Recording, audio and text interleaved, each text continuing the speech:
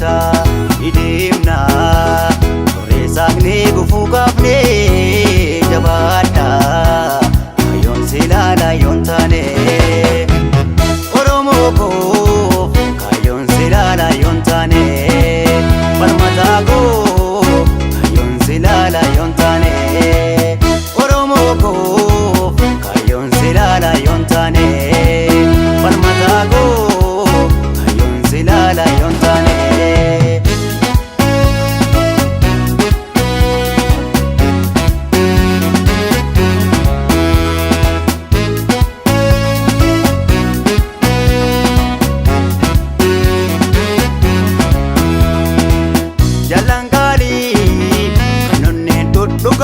Akkuma valii tophee kichuu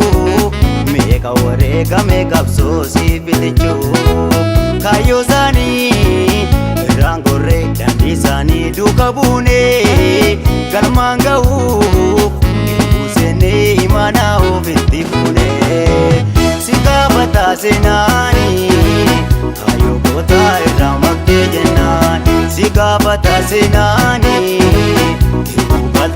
Saganti jennaani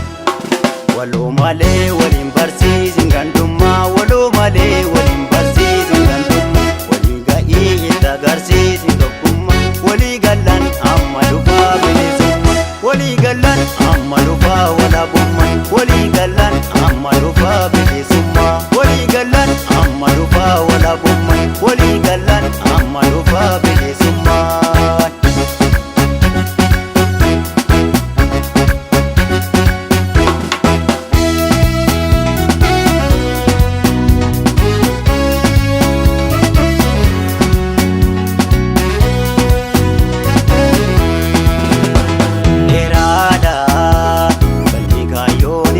Fagaataa dhibaadha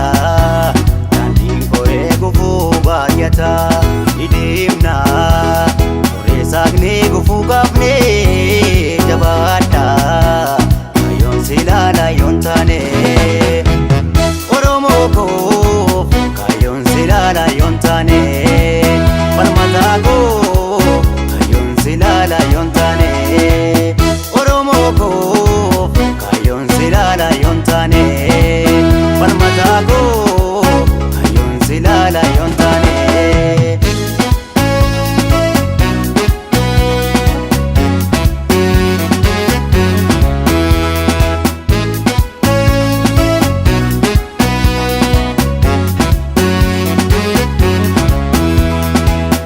Jalangaalii kan onneen dhudhuga'u akkuma valii